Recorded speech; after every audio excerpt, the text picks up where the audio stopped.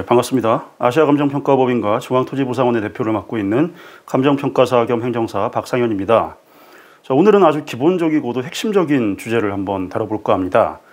이 영상을 보시는 분 대부분이 토지보상을 앞두고 계시면서 어떻게 하면 보상을 현명하게 억울하지 않게 받을 수 있을까, 또는 이미 나온 보상금이 마음에 들지 않는데 이 보상금을 최대한 이 현실에 맞게 다시 책정받을 수 없을까 고민하는 분들이 많을 것 같습니다. 자, 오늘은 이제 후자에 대한 핵심적인 내용을 말씀드려 보고자 합니다. 첫 단계에서 현금 청산이나 협의보상금이 감정평가사 2명 또는 3명에 의해서 책정이 되는데, 그 협의보상금에 동의하지 않으시는 경우 강제 수용 절차에 돌입하면서 이게 수용재결, 이의재결이라는 행정심판 절차를 거치면서 이 재감정을 실시하게 됩니다. 2단계에서 보상금이 보다 합리적으로 책정될 수 있는 핵심은 바로 무엇일까요?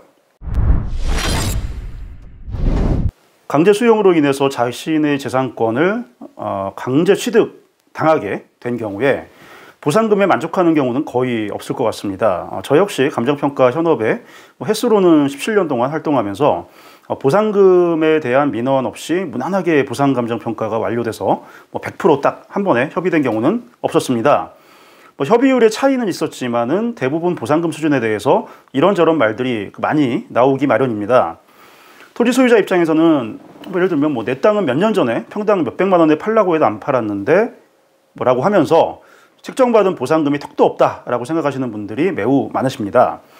자, 이러할 경우에 당연히 생각하는 다음 절차가 협의에 응하지 않으면서 보상금에 대한 이의 신청을 제기하는 것입니다. 토지보상법에서는 이렇게 협의보상금에 이의가 있는 경우에 이의를 제기할 수 있는 절차를 보장하고 있습니다. 바로 수용재결과 이의재결입니다. 수용재결과 이의재결은 행정심판의 일종으로서 일반 행정심판과는 다른 특별행정심판 성격을 가집니다.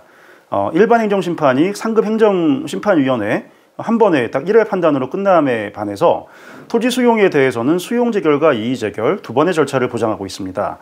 그만큼 국민의 재산권 강제 취득은 신중하게 해야 한다는 국가의 시각을 반영하고 있는 것입니다. 따라서 이의 신청 절차는 수용재결과 이의재결 2단계로 이루어지기 때문에 이 단계에서 자신의 주장을 최대한 논리적으로 피력해서 최대한 억울하지 않을 수준의 보상금을 책정받도록 해야 할 것입니다. 수용재결과 이의재결에서 결정, 이걸 재결이라고 하는데, 이 결정은 당연히 토지수용위원회가 하게 됩니다. 하지만 실질적으로 보상금을 결정하는 것은 위원회나 위원장이 아니라 토지수용위원회에서 선임한 평가사 2사람입니다. 저 역시 현업 평가사로서 수용재결과 이의재결 감정을 수없이 현재도 담당해 보았습니다만은 감정평가사의 재결 감정평가를 토지수용위원회에서 뒤집는 경우가 많지는 않습니다. 거의 인용하는 편이긴 합니다. 따라서 재결 단계에서도 실질적인 보상금 책정 권한을 가진 이는 협의 때와 마찬가지로 감정평가사라고 볼 수 있습니다. 자, 의사결정 구조가 그렇다면은 이의 신청 또는 공고기관에 제출하는 의견서에 들어갈 내용의 핵심은 매우 간단하게 정리됩니다. 바로 그 당의 재결을 담당하는 감정평가사들에게 자신의 토지가 정당한 수준의 보상금을 받아야 하는 근거를 제시하는 겁니다. 그 근거란 중개사 사무소에서 말하는 시세, 호가 이런 게 아니라 누구나 객관적으로 인정할 만한 바로 그 데이터인 것입니다. 이 데이터에는 인근 유사 토지의 실거래가나 감정평가 전례 이런 것들이 있겠죠.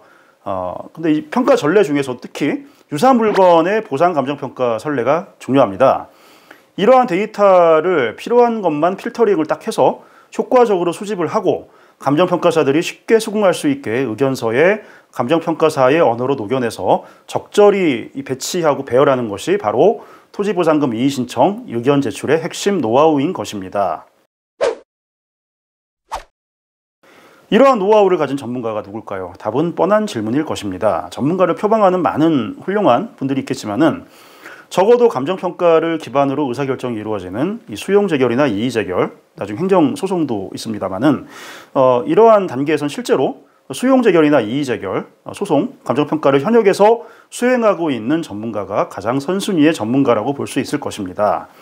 따라서 만약 수용재결이나 이의재결 단계에서 전문가를 섭외할 것을 고려 중이시라면은 감정평가사 자격을 갖춘 변호사나 행정사님 중에서 과거 경력은 물론 현재에도 실제 현역에서 계속 보상평가를 활발하게 수행하고 있는 전문가를 선정하시는 게 가장 탁월한 선택일 것입니다.